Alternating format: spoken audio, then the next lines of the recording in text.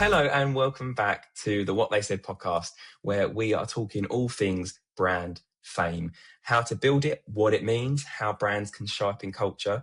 And as ever, I'm going to be joined by an absolutely indomitable guest who has got lots to say on this topic. You know me, I'm Sammy, the host with some of maybe the most, and I'll be guiding you through these conversations where we plan to stick to one topic but end up in very different spaces as we end up talking about all things LinkedIn stalking, whether or not we're cat people, and I'm sure we'll talk about dogs and all things sweets and chocolate too.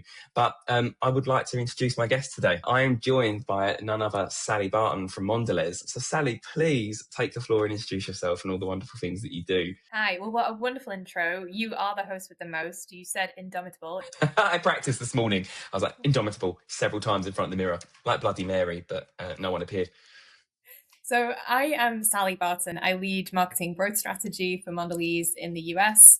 I've been living over here. I'm in New York. I've been here for the last 9 years. Prior to that, I was in London and working at Mondelez for now 15 years. So ask me anything about snacks. I'm your gal. Let's talk about that 9 years over in the US. Do you miss the UK, or are you firmly over the pond now? No, I miss the UK. I come back a few times a year. I always fill my suitcase with Cadbury chocolates. That's Cadbury chocolate and pot noodles are my two go-tos to bring back to the US. Surely they've got instant noodles in the US that are pretty good. They're just not the same. You can't find a Bombay bad boy over here. You You've been looking in the wrong places, Sally. So yeah, I do miss the UK, and I think there's a lot of UK culture that I like to make sure that I'm participating in, stay connected to. So I definitely make sure I'm actually going next week, in fact, to go and get my fill. You're full of Cadbury, all the good treats. Culture, chocolates. Family and friends, of course. And some family and friends, exactly. Oh, good. Well, thank you for joining us today. We have got a lot to get through, but as ever, I've prepared questions. I'm sure we'll end up in all sorts of places. But generally, what we want to do on this podcast is we used to talk a lot about influence marketing. We know that's the cultural ignition point for things these days. That's where we're driving and engaging as quickly as culture moves. But there's a bigger play, and fame is shifting from awareness to that cultural impact. So getting straight in with the first question, from your POV, what does brand fame actually look like today?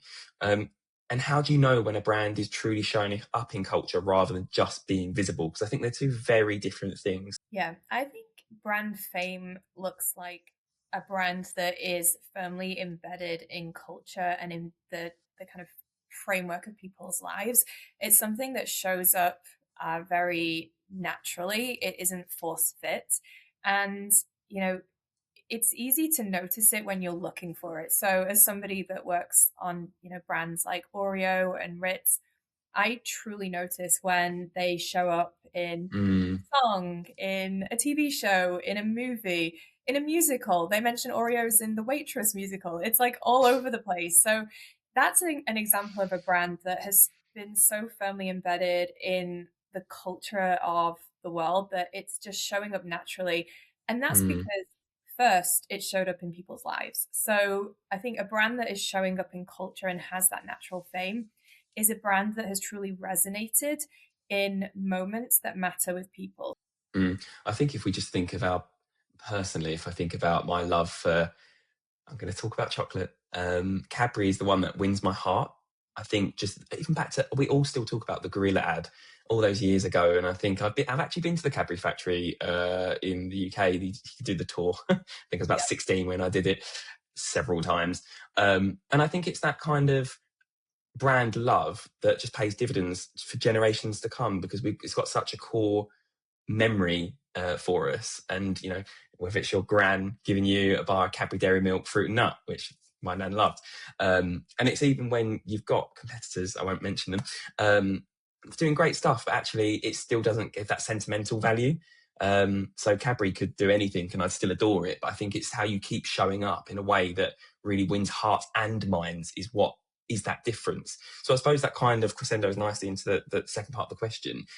I don't know if there's any examples you can think of where brands are just being visible, or they are really showing up and enabling culture as well. Because I think there's a key difference between the two that a lot of brands try to nail, um, and can miss. Whereas brands, like you just said, some in the portfolio that you work across do it so exceptionally well. And we'll talk a little bit more about Oreo in a second as well. Yes, and Oreo is one that comes to mind because it has shown up in culture in a way that isn't just kind of, "Hi, we're here," stamping something on it, but it's actually participating in culture. And for me, the big difference is, and the big decider is brands that contribute to culture. So they're not just taking away from it, but they're offering something, they're building on it, and they're participating Mm, in it in that way.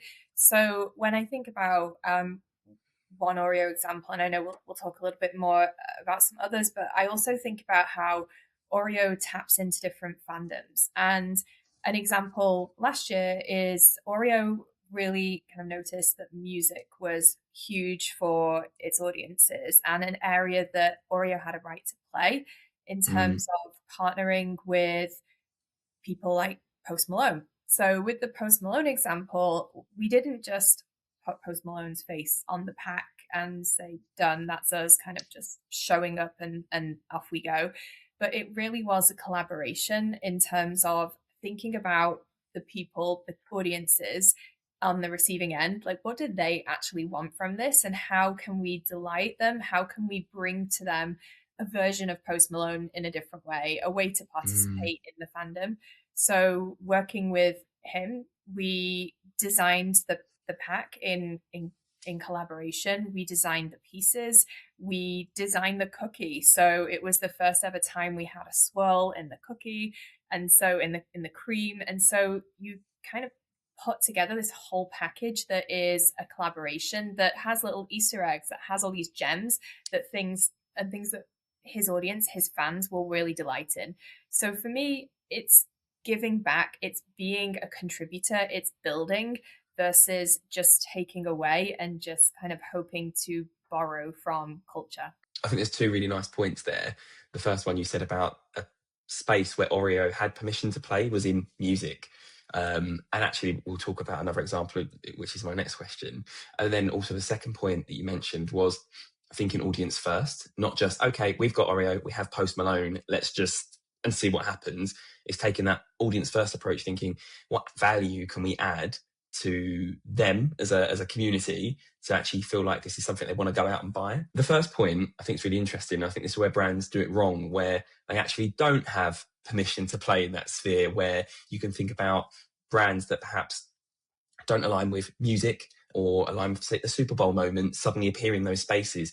It's disjointed and it feels a bit alienating and ostracizing to communities that say have really bought into that brand and the values they think they stand for, and then they show up in spaces that feel a bit at odds to where they usually have. Um, Speaking of Oreo, we did stalk your LinkedIn. It's what we do to all guests, Sally. I'm sorry. And you did repost some work around the Oreo Stuff of Legends collaboration. Now, this feels like a real example of fame in action, and two spaces where you're tapping into lots of nostalgia around the Marvel heroes that resonates with demographics, but also up and coming generations, and then Oreo's place within just American culture in general. What was it about that idea that made you and Mondelez feel like it had to happen, and why it was worth you leaning in as a brand in that way? Absolutely. So I'm in a center of excellence role in my role. So I am in the wonderful position of being able to cheerlead a lot of the work that our teams do. So the Oreo team just did an incredible job in terms of continuing to evolve how they show up in culture.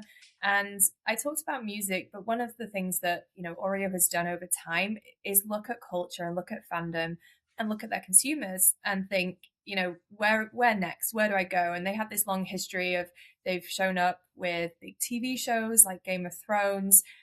We've done things like in gaming, like Mario Brothers. So these different verticals, but where we have the right to play. And to your point, it really does start with the brand and what's Mm, authentic to that brand's purpose. So Oreo's always been about playful connections. And so you think about, we're partnering with people and properties that have the way in which we can bring people together, that we can have a bit of fun with it. And the Marvel Stuff of Legends is entirely in that space, and it also, is just an area again where we looked at it and thought, well, there's something that we can offer here. We can bring some playfulness to this. We can show up in a way that is authentic to Oreo, but also extends and builds on the legacy of Marvel. So the product is a really good example of that. And I think putting the product at the center of these projects, by the way, is an incredible way not only to build fame, but also helps when it comes to in-store and driving, the conversion all the way through. So the team did an incredible job. And again, we have the best research and development team, I think, in the world. They created an Oreo cookie where the cream changes color when you eat it. So just think of that kind of surprise, magical moment, that you get. Obviously, in the world of Marvel, it's fantastic. There's all these kind of amazing things happening. Then to have that just in, your own experience in experiencing the cookie, it's just a really fun tie-in. The way that Capturing the magic as well. it is. It's so fun. I've done it myself. I have half a pack left, but it really Send some over. I'd love to give it a go. As I said, I'm coming next week, so let me we'll meet up. do the reverse. Bring me some Oreo. I'll bring Oreo to the UK. I'll bring Cadbury back to the US. That's my plan next week. Love it. The way in which they've created the packaging with the artists that have worked with Marvel, it's very authentic. It's really key to the platform. And so when I posted that on LinkedIn, not only did you stalk me, but other people reached out and said, I love this. I'm such a Marvel fan. It's incredible. I've got to go and try it. And it's just another way of bringing delight and a way that's authentic. It was really nice to see, I think authentic is the best word as well, because you get to see the, I don't know if it was the actual artists that work on the comic books, but it was just lifted from the page. Well, there we go. And I think that is real testament to, my next question is, it looks effortless. I'm sure it's a lot of hard work and a lot of hours go into it. But I think it's that authenticity piece, which is really important, because then both sides win, and audiences get to relish that surprise and delight moment, which hopefully I'll be trying in a few weeks. But I think that's really important. But just on the effortlessness point, I'm sure you'll probably want to talk to this a little more.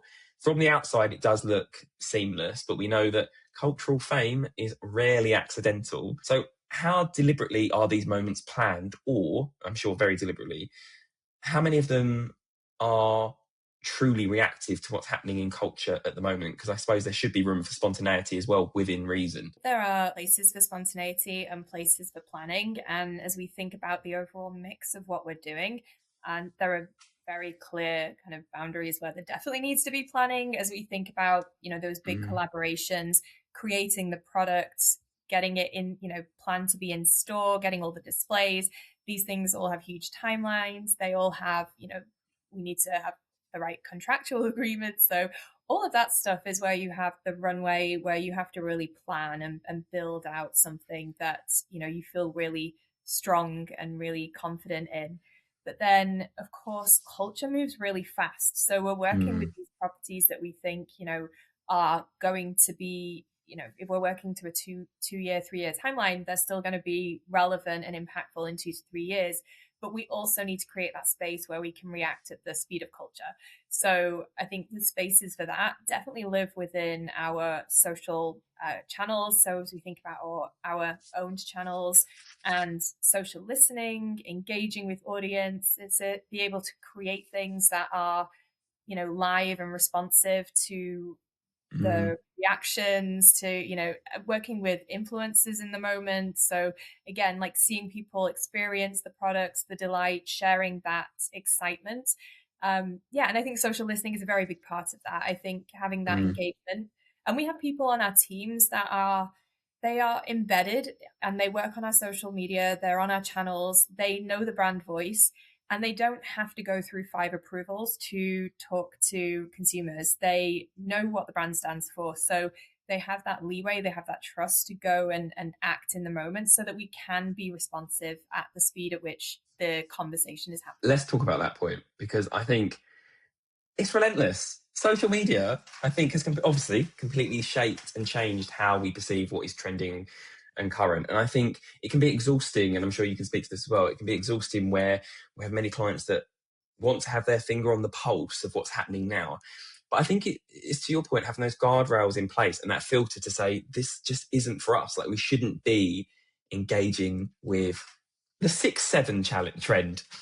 There's no reason to be engaging with everything and showing up actually every time something is a sense of velocity or virality can also cheapen a brand as well. One of the things we've tried to come up with at Pretty Green is a way of almost filtering those, I think you rightly said it, those macro trends that will be relevant for a year, 2 years, 3 years, and then also gauging what is those grassroots signals that are informing those bigger trends that will shape over the next few years. It's more of an art than a science, because I think everything that happens happens for a reason, and sometimes these trends aren't meant to be used. But I kind of wanted to touch on the piece you said around influencers, because I think that's kind of a surefire way to help brands connect with those more grassroots viral trends that are taking off, or leveraging tropes and themes that maybe they haven't been able to touch on their own. So how do you think creators are, what kind of role are they playing in shaping a brand's meaning and how they connect? Is it changing much? Has it changed a lot over the past year alone? Historically, we definitely worked with big partners, big names. And I think as we evolve, we continue to work more and more with creators that are not necessarily, your multi-millions of followers, but Mm, they're people that are authentically interacting with our brands and have followers and audiences that engage, that trust them. So for us, those creators are people that kind of open us up to new audiences and bring that credibility, particularly Gen Z. And we also see that people's purchase decisions are now much more heavily influenced by creators and influencers. So, nearly two-thirds of people are purchasing things every year based on the fact that they've been hashtag influenced. So it definitely is not only a brand fame thing, but also coming through to purchase behavior. So mm, it's really interesting, and I think it's going to continue to be a space that we need to keep an eye on to figure out best practices for partnering, but also do it in a way that is natural. And we work with people that genuinely like our products, so it isn't mm. force fitting into a trend or expecting a viral theme to come across. It's really authentically partnering with people that are interacting and care about our brands. I also think we're in a really weird space now where 6-7 years ago you wouldn't have believed it, but now people are making decisions on what to purchase, and quite large purchases based on what they're being advocated for on social by influencers. I'm not ashamed to say the amount I've bought on TikTok Shop is no one's business, and it worryingly takes very little convincing for me. So the C word, compliance. Let's talk about how lots of different brands have different challenges with when it comes to working with influencers, content creators, talent, and featuring products that are snacks, such as the Oreo biscuits, cookies rather, Cadbury. How do you navigate that? It's different, obviously, in different territories, but how broadly do you navigate that as a big business like Mondelez? Think we're just always really clear on the role of our products, the role that they play in people's lives. They're intended to be a treat. And so, we think about responsible consumption, responsible guidelines. So, making sure that we're clear on portion sizes, that we're not, encouraging overconsumption, that, we're really thinking about the moment, the needs, and our brands, have functional, emotional needs. We know that Mm, people use them to uplift their moods, to make them feel better. So there's a role for them that can help play this general kind of role in consumers' lives, and we want to reflect that in a responsible way. yeah, makes sense.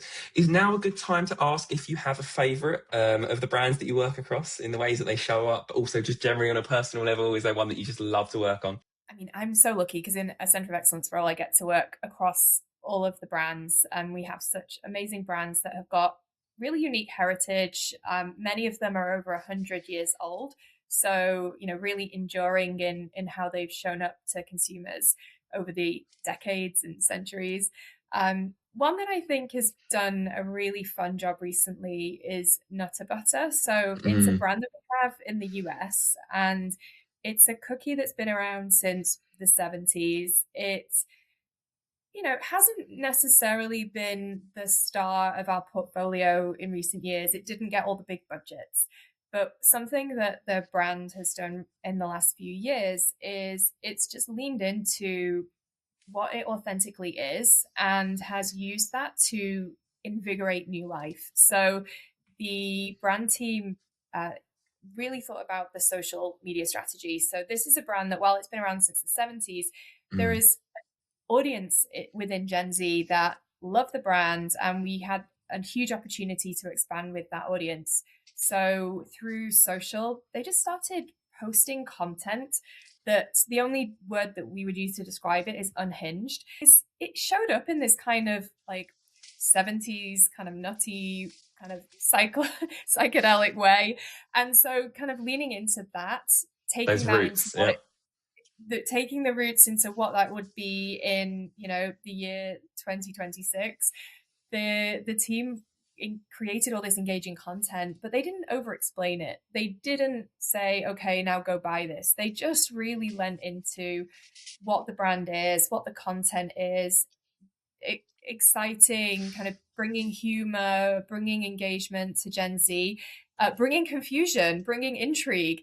And they did it really consistently. On the surface, you would kind of maybe question, wow, what's happening Is here? everyone okay behind the scenes? Literally, what one TikToker said, Nutter Butter, are you okay? And that is actually the moment that the brand blew up, because Like, yes, all we've of done this. it. Exactly. Like they were under the radar, but slowly kind of, chipping away, building an audience. We saw in the data these micro signals that it was really working. There was a lot of engagement. And then it just really paid off. That consistency, that dedication, they called it, the dedication to the bit. They really committed. And that was the thing that just enabled Nutter Butter to show up and show up in a new way. So I love it when brands can evolve through the decades. I think that's why our brands have been so enduring. Yeah, one of the comments, statements you said earlier, when some of the brands are centuries old, that must Yeah. also be equally terrifying, because you don't want to like rip up the rule book and be like take you into a completely different steer. And also, there's this heritage that people absolutely adore, but then also it's kind of freeing because you can be quite fun with some of the content. I think if you want truly unhinged, by the way, Sally, when you come to the UK, you've got to check out the RSPB's TikTok account. Have you seen No, it? I did actually. I saw their Valentine's Day and I absolutely loved it. I was like, you know what? Don't buy me a Valentine's card. Donate to the RSPB. Yeah. So for me, the job done. They're doing an incredible job. There's so many brands that will say to us, we want to do that, or we want to do what Curry's is doing in the UK. Check them out as well, if you haven't already seen it. And it's actually, you can't emulate everything you see. You either get it or you don't. And actually, it's often the Gen Z on the teams behind the scenes being like, give us free reign within reason, and we'll make you a talking point. My next question: there's a little tension between being bold, as we just said, to earn the right kinds of attention, but restrained enough to stay true to the brand's pillars and values. How do you balance big headline grabbing ideas with consistency that really builds long term fame, as opposed to just hoping for the best and see what happens? Have to be bold, but you have to be bold in a meaningful way. So to your point, you can't just say, "Oh, I want to be like X brand," because you can't be like X brand. You're not that brand. You are your brand. And what is Mm. your heritage? What is your original reason to exist? What's your purpose? And so I think you can be as bold as you like. The sky's the limit, as long as you are driving against brand purpose and you are continuing to build it. You're continuing to build on those foundations. The tension you talked about, it's actually a really nice tension as a marketer to be the custodian of the next chapter of a brand's life. So you are building it. So I really like that kind of perpetual challenge of, how do I build on the history, what's come before, but bring that to new audiences, bring that Mm. new life, bring that new relevance, and continue to build on something. So for me, that's where boldness plays a role, is when you're bold, but you have all the fundamentals of the brand at heart and you're building that strategy. then you have every right to play in that space. It's like creative guardrails that still respect the history and heritage of the brand.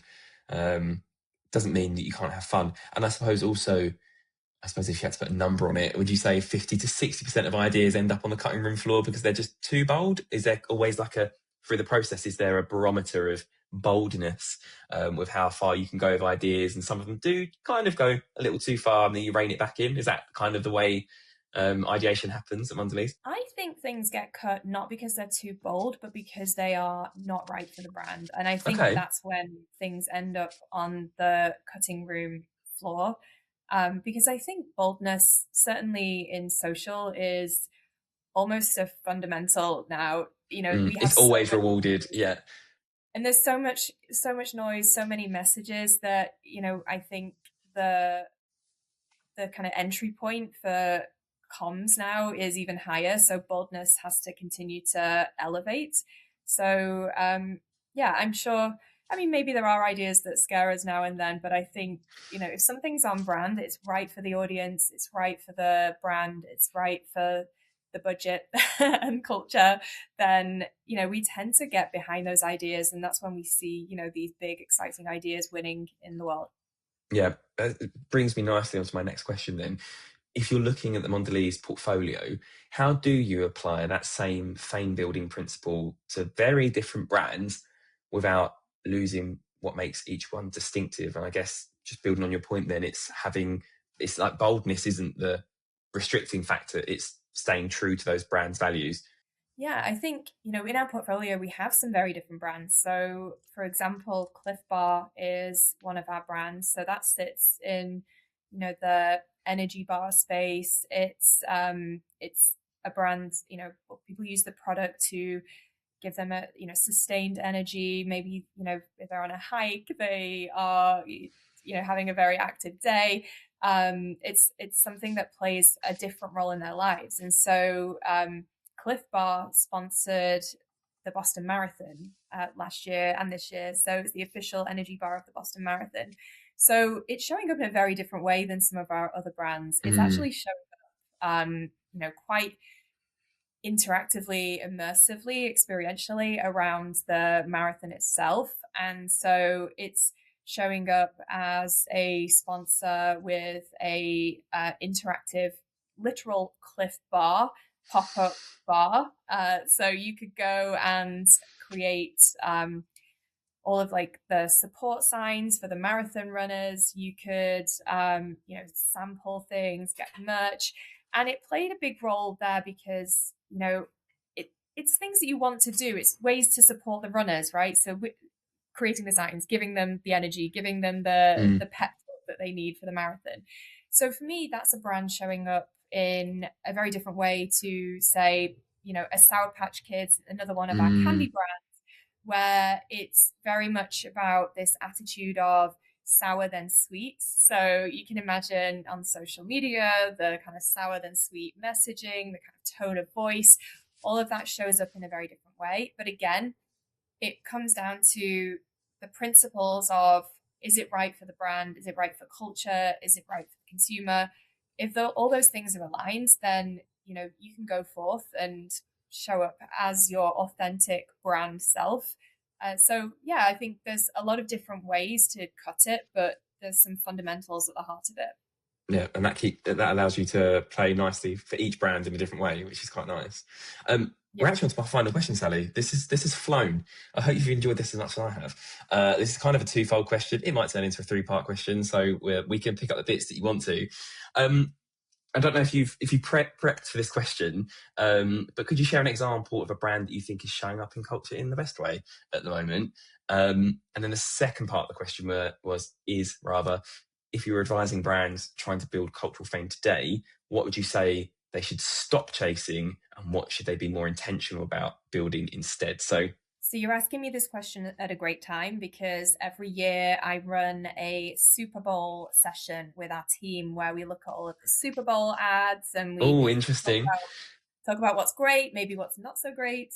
So definitely been keeping an eye on brands in culture right now, and one that stands out to me is Duolingo. Hmm. They often come up in this type of question because I think, well, firstly, they're just really consistent in what they do. I think on social, they, show up with a really consistent brand voice.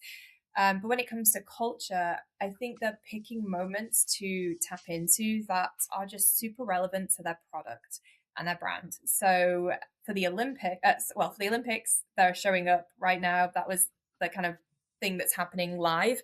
But Mm, for the Super Bowl, they had a halftime show that was going to be completely in Spanish. And so this was a great opportunity ahead of the Super Bowl to engage people in their products and in the idea of learning Spanish with Duolingo. So what a fantastic moment. mm. Really great creative, really authentic to what they do. So, hats off. That's a great example of a brand showing up where they can offer a solution, they can provide value. And as I said kind of earlier, it's about brand giving. So this brand is giving something back to the moment. And Mm. so I thought that was a really good example. That is such a good example. I think every year we see these hot takes on socials about the best brand that was killing it. There was one year where someone said I never know if I'm saying it correctly, CeraVe, the moisturizer cleanser. Yeah. They used Michael Sarah. Michael Cera, of course, Michael Cera, CeraVe, and someone said, "Oh, it was the best influencer marketing campaign I've ever seen." I was like, "No, he's talent," and I think it does a disservice to the industry. We talk about influencers' talent, but I think Duolingo this year top points, absolutely smashed it. And I think to your point, then being additive and giving back is just where brands can really win, especially leveraging moments like Super Bowl, which are very saturated, and Yeah. the Olympics, obviously a busy moment that everyone's trying to, and the upcoming World Cup as well, where everyone's trying to jump in on conversation. And the second part of the question, Sally, was if you were advising brands trying to build cultural fame today, what would you say they should stop chasing, and what should they be more intentional about building instead? I think brands should stop chasing transactions.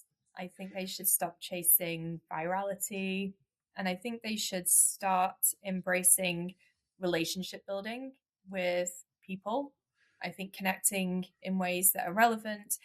I think they should also embrace curiosity. So, deeply understanding people is going to be the key to being there for them, helping them as a brand. So, Mm. for me, it's all about building those human relationships with your audience. I love that. Curiosity is always a good thing. And it takes you into interesting spaces as well when it comes to social. And I think one of the things that you've demonstrated through this call, but also what winning brands are doing, is not having marketing channels operate in silo. And I think that's where a lot of brands come unstuck, where influencer is completely separate to media, which is completely separate to their social work, when actually we're all working towards the same goals, integrating those early and not having, say, influencer as a tactic, but thinking about how it can be a core component, or PR and comms, and being bold as much as you can be, and thinking about how that plays through the line is really important, because actually sometimes the conversations that happen with Gen Z on social are informed by what's happening with wider media buyers, but actually they're so disparate sometimes they don't feel like they're part of the same system when they should all be.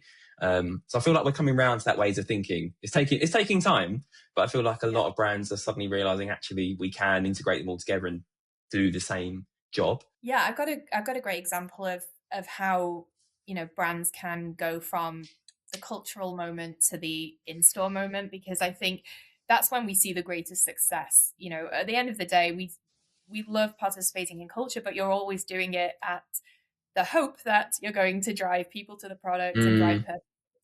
So, I talk about my trinity of consumer, brand, and culture, and when those things are aligned. And we had a great opportunity with Sour Patch Kids, Swedish Fish. These are two of our candy brands. They're huge in the US.